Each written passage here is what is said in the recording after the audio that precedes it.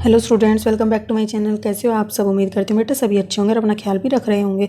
तो बेटा आज हम करने जा रहे हैं अपनी वर्कशीट नंबर 20। ठीक है, साइंस सब्जेक्ट की है, 9th क्लास के लिए और बेटा इंग्लिश मीडियम की आपकी। ठीक है, 19 तारीख की ये वर्कशीट है। और जो चैप्टर हमारा चला हुआ है बेटा, इस पर हमने एक वीडियो कर लिया है फंडामेंटल यूनिट ऑफ लाइफ पे। अगर किसी ने नहीं देखी है तो बेटा वो देख लेना, ताकि आपको कंप्लीट जो टॉपिक हैं अच्छे से समझ आए और चैप्टर फिर अच्छे से समझ आए, नहीं तो कन्फ्यूजन रह जाता है। ओके, तो चलिए बेटा स्टार्ट करते हैं। जिज्ञासा और ज्ञान आपस में बातें करते ही रहते हैं, तो आज किस टॉपिक पर बातें कर रहे हैं बेटा? वो जिज्ञासा दीदी ज्ञान पूछ रहा है, we know that the cell is the basic unit of life. हम पढ़ चुके हैं बेटा अपनी लास्ट वीडियो में कि जो सेल होते हैं वो क्या होते हैं? बेसिक यूनिट होती हैं, फंक्शनल यूनिट होती है। और but what are the life process? ठीक है, पर इनकी क्या लाइफ प्रोसेस है? ठीक है, and how does a cell perform them? और बेटा वो इसको कैसे परफॉर्म करते हैं, तो ये क्वेश्चन पूछ रहा है। तो क्या बोल रही है जिज्ञासा? ज्ञान as you know that all living organism process special traits. ठीक है, तो जैसा कि हम जानते हैं कि सभी लिविंग ऑर्गेनिज्म में क्या होते हैं? अलग अलग ट्रेट्स होते हैं, जैसे कि like they grow, excrete, need food, inhale, exhale, मतलब कि अलग अलग प्रोसेस होती हैं जिसके थ्रू हम क्या रहते हैं? जिंदा रह पाते हैं। जैसे कि ग्रो करते हैं हम, मतलब एक्सक्रीट करते हैं, मतलब वेस्ट मटेरियल अगर बाहर नहीं निकलेगा तो भी परेशान हो सकते हैं। फूड खाने, मतलब हमें एनर्जी के लिए क्या होती है बेटा? फूड की ज़रूरत होती है, मतलब सांस लेने की ज़रूरत होती है। एक्सेल करने की ज़रूरत होती है, जैसे कि रेस्पिरेशन प्रोसेस हो गई, डाइजेशन प्रोसेस हो गई और ये एक्सक्रीशन प्रोसेस हो गई। ठीक है, तो ये सारी प्रोसेस होती है जो सभी लिविंग ऑर्गेनिज्म क्या करते हैं? इनको करते हैं परफॉर्म। ओके, तो all these necessary activities are known as the life process. ठीक है, इन्हीं को ही लाइफ प्रोसेस बोला गया है, क्योंकि अगर ये प्रोसेस कोई भी एक मतलब कि बंद हो गई तो क्या हो सकता है? डेथ हो सकती है। जैसे तुम देख सकते हो कि किडनी फेल हो जाती है बेटा, तो उससे क्या होता है? जो वेस्ट मटेरियल होता है ब्लड के अंदर से, वो प्योरीफाई नहीं हो पाता ब्लड, तो उसकी वजह से क्या होती है? पूरा मतलब किडनी डैमेज होने के कारण ब्लड का प्योरीफिकेशन नहीं हो पाता, जिसकी वजह से वेस्ट मटेरियल इकट्ठा होने लगता है हमारे शरीर में। और क्या हो जाती है? जो नर्व्स होती हैं या वेन्स होती हैं, ये सारी ब्लॉक हो जाती हैं, इसलिए वो डेथ का कारण बन जाते हैं। ठीक है, इसी तरीके से सभी की होती हैं प्रोसेस। डाइजेशन नहीं हो पाया, रेस्पिरेशन, सांस नहीं ले पाए, खाना नहीं पचा, तो ये सारी लाइफ प्रोसेस होती हैं। अगर ये प्रॉपर फंक्शन ना करें तो क्या होएगा? डेथ हो सकती है। ठीक है, तो these are perform in every living cell by exchanging of necessary substance. और ये अलग अलग होती हैं बेटा, एक साथ नहीं होती। ठीक है, तो इन सभी को करने के लिए अलग अलग प्रॉपर तरीके से क्या होगा? कुछ ज़रूरत होती है। तो cell has special component called this cell organelles. ठीक है, तो इन सभी को परफॉर्म करने के लिए कुछ स्पेशल कॉम्पोनेंट होते हैं कोशिका के अंदर, सेल के अंदर, जिनको हम क्या बोलते हैं? Cell organelles. ठीक है, every organelle perform a specific task. और सभी जो ऑर्गेनेले होते हैं बेटा, उन सभी का अलग अलग एक स्पेसिफिक टास्क होता है। जैसे आप ये समझो, आप सब स्कूल में जाते हो, सिर्फ आप सब स्कूल में जाते हो ऐसे तो पढ़ाई नहीं होती। क्या होता है? उसके लिए एक प्रॉपर एक मैनेजमेंट होता है, प्रिंसिपल होते हैं, टीचर्स होते हैं, स्कूल में साफ सफाई के ध्यान के लिए भी होते हैं, पीएन होते हैं। ये सारे क्या करते हैं? मिलकर काम करते हैं, लेकिन एक अपना पर्टिकुलर काम करते हैं। सभी एक काम नहीं करते, सभी का अलग अलग कार्य होता है, जिसकी वजह से पूरी प्रोसेस मैनेज हो पाती है और पूरे तरीके से स्कूल मैनेज हो पाता है और आपकी पढ़ाई हो पाती है। ऐसे ही बेटा सेल के अंदर भी अलग अलग ऑर्गेनाइज होते हैं जो क्या करते हैं? स्पेसिफिक टास्क करते हैं, जिसकी वजह से पूरी जो प्रोसेस होती हैं अलग अलग, वो प्रॉपर तरीके से हो पाती हैं। ठीक है, तो cell is able to perform all its function because of these organise. ठीक है, तो इन्हीं की वजह से वो क्या कर पाता है? अपना हर फंक्शन जो है अच्छे तरीके से कर पाता है। ठीक है, every cell has plasma membrane और न्यूक्लियस एंड साइटोप्लाज्म। ठीक है, तो इसके लिए बेटा क्या होता है? हर सेल के अंदर क्या होता है? एक, जैसे अब देखो तुम स्कूल्स में पढ़ते हो, तो हर स्कूल में क्या होते हैं? ये सभी टीचर्स होते हैं, स्टूडेंट्स होते हैं, और कह सकते हो क्लासेज भी होती हैं, क्योंकि अगर स्कूल और टीचर्स होंगे सिर्फ, उससे तो होगा नहीं। प्रॉपर एक अलग क्लास के लिए अलग रूम होगा, उसके लिए अलग फैसिलिटी होगी, तो ये सारी चीज़ें होना ज़रूरी है। तो ऐसे ही बेटा मान लो ये कोशिका है, तो कोशिका के अंदर भी न्यूक्लियस होता है। ठीक है, जो क्या करता है? एक तरीके का ब्रेन होता है, जो सब पर क्या कंट्रोल रखता है, क्या क्या हो रहा है इसके अंदर। ठीक है, और क्या होता है?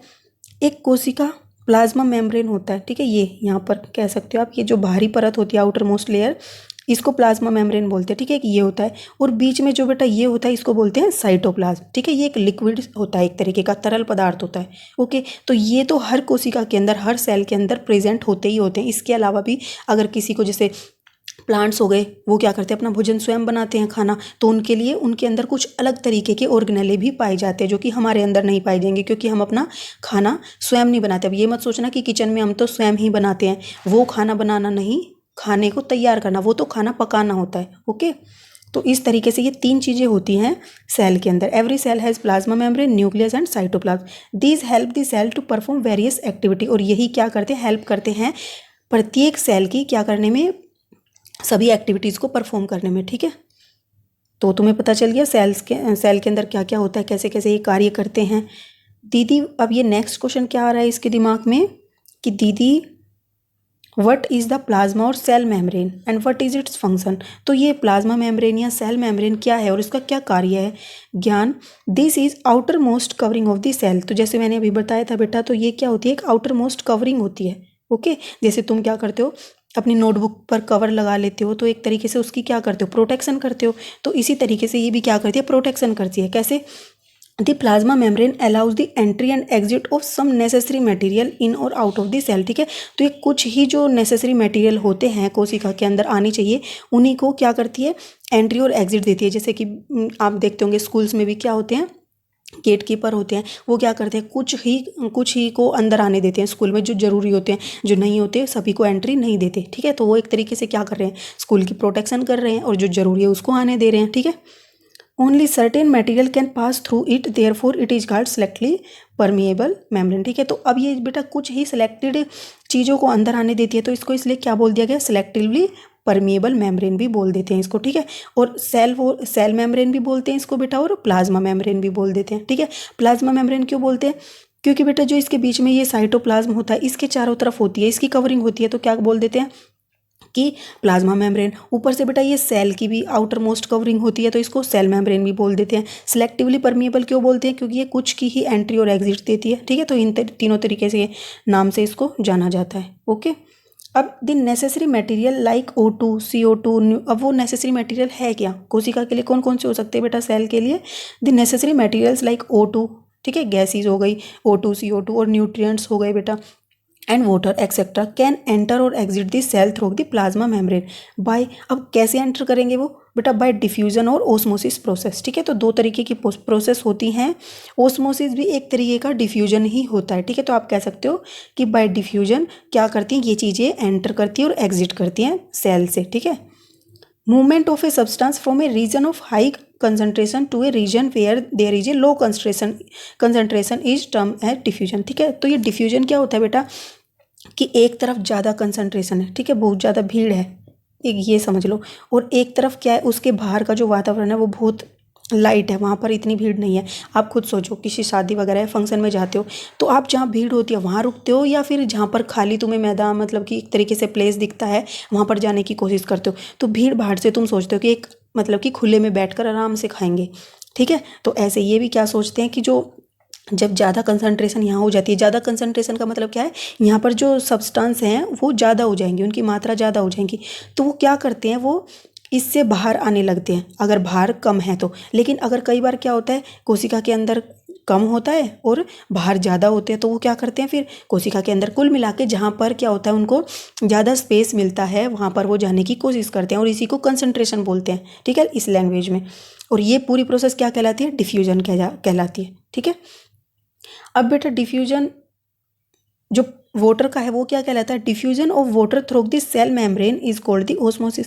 तो ये तो था बेटा सब्सटेंस का। ठीक है, लेकिन अगर वाटर का डिफ्यूजन होगा तो उस प्रोसेस को हम बोल देते हैं ओस्मोसिस। ठीक है, तो diffusion of water through the cell membrane is known as osmosis. ठीक है, जैसे आपके आरओ लगे हुए हैं बेटा, तो वो भी इसी प्रोसेस पर काम करते हैं, रिवर्स ओस्मोसिस के बेसिस पर। ठीक है, ये तो ओस्मोसिस है, इसकी जो उल्टी प्रोसेस होती है उसके ऊपर वो काम करते हैं। ठीक है, अब बेटा जो इफेक्ट है कंसंट्रेशन के बारे में हम पढ़ रहे हैं, तो इसको पढ़ने का क्या रीज़न है, तो effect of concentration of a solution on a cell, तो सेल पर मतलब कि जो कंसंट्रेशन है सॉल्यूशन का, उसका क्या इफेक्ट पड़ेगा, तो on the basis of concentration of water, तो मतलब कि जो सॉल्यूशन है उसके अंदर जो वाटर की कंसंट्रेशन है उसके बेसिस पर सॉल्यूशन को 3 तरीके के उसमें कैटेगरी में डिवाइड किया गया है। फर्स्ट क्या है बेटा, हाइपोटोनिक सॉल्यूशन। ठीक है, हाइपोटोनिक क्या होता है, solution that have more water than the cell. ठीक है, तो आप ये डायग्राम में देखो बेटा, यहाँ पर दिखाया गया है कि तुमने 3 बीकर अलग अलग लिए हुए हैं, उसमें क्या किया, कंसंट्रेशन चेंज की हुई है तुमने, तो जो जिसमें क्या होता है हाइपोटोनिक सॉल्यूशन है बेटा ये वाला। ठीक है,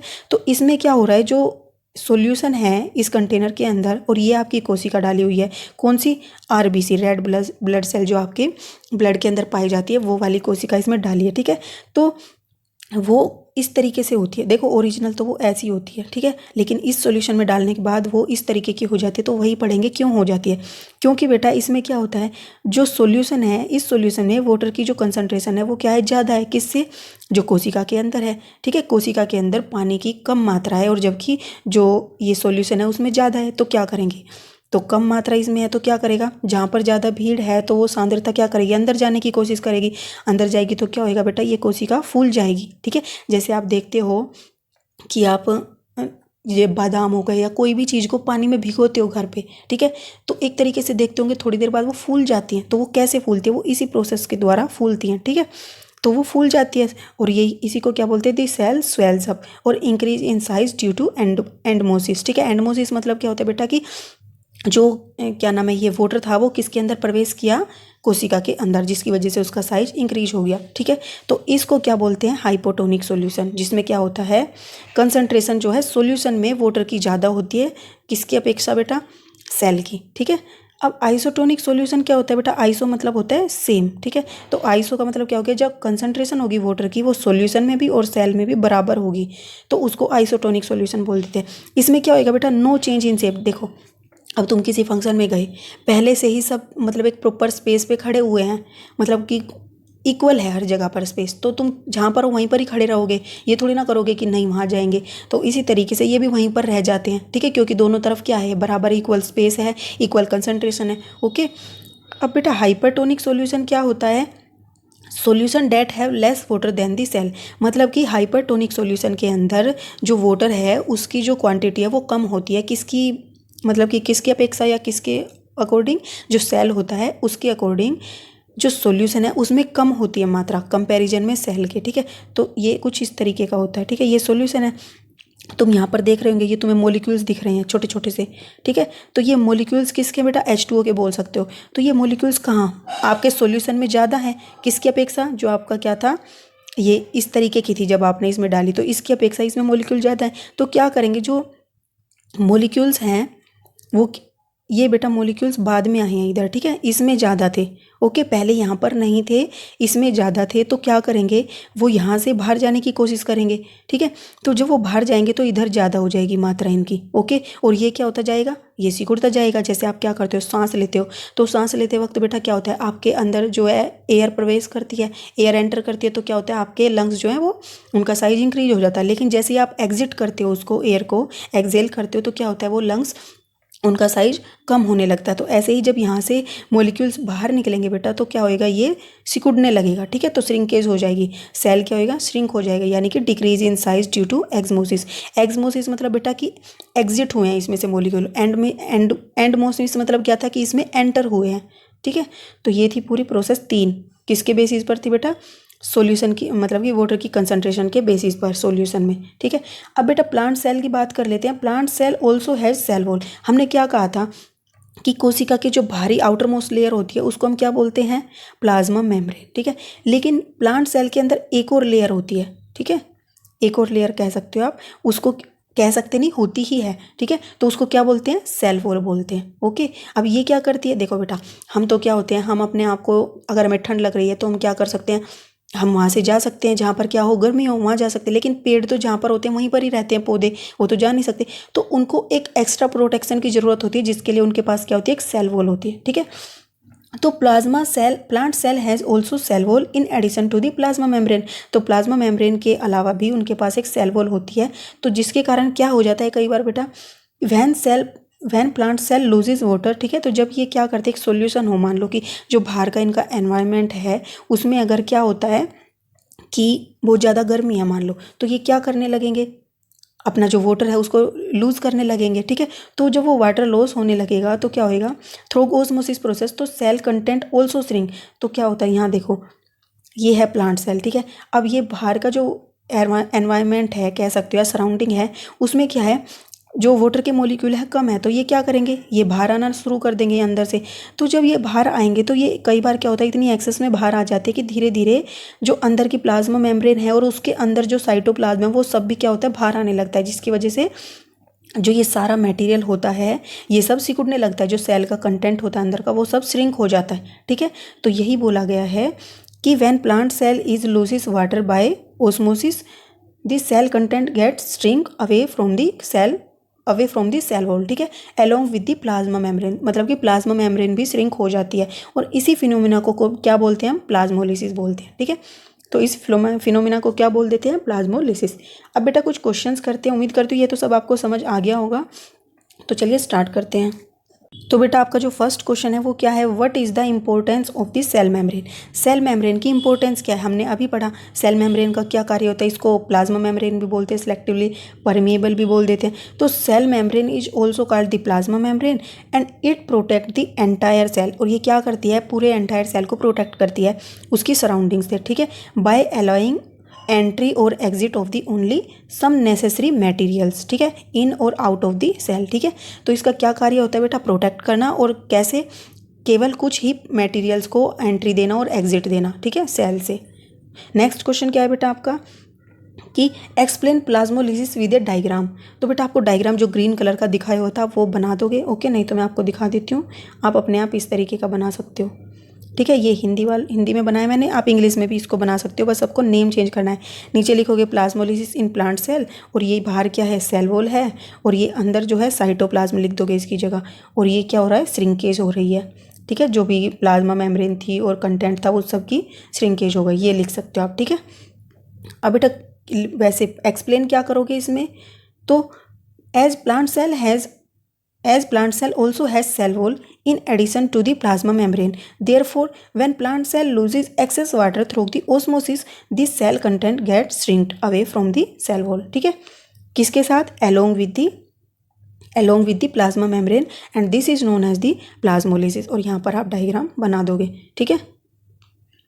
और थर्ड क्वेश्चन क्या है बेटा आपका, which part of the cell is permeable. तो कौन सा पार्ट है सेल का जो कि क्या है, परमिएबल है। तो हमने पढ़ा था बेटा प्लाज्मा मेम्ब्रेन ही क्या है, सिलेक्टिवली परमिएबल है। तो plasma membrane is called as selectively permeable because it allows the entry और exit of only some necessary material. कौन कौन से मटेरियल हो सकते हैं बेटा, वो गैसेज हो सकती हैं, O2, CO2, न्यूट्रिएंट्स हो सकते हैं, एंड वाटर, ठीक है, etcetera, through the plasma membrane bye diffusion और ऑस्मोसिस प्रोसेस, ठीक है। तो इन प्रोसेस के थ्रू ये क्या करती है, एंट्री और एग्जिट देती है कुछ ही सिलेक्टिवली सब्सटेंसेस को। और फोर्थ क्वेश्चन क्या है बेटा आपका कि what changes will occur in raisin and RBC when they are placed in a hypotonic solution and why. तो बेटा ये याद कर लेना, कंफ्यूज मत होना, हाइपोटोनिक क्या होता है, हाइपरटोनिक क्या होता है, ठीक है।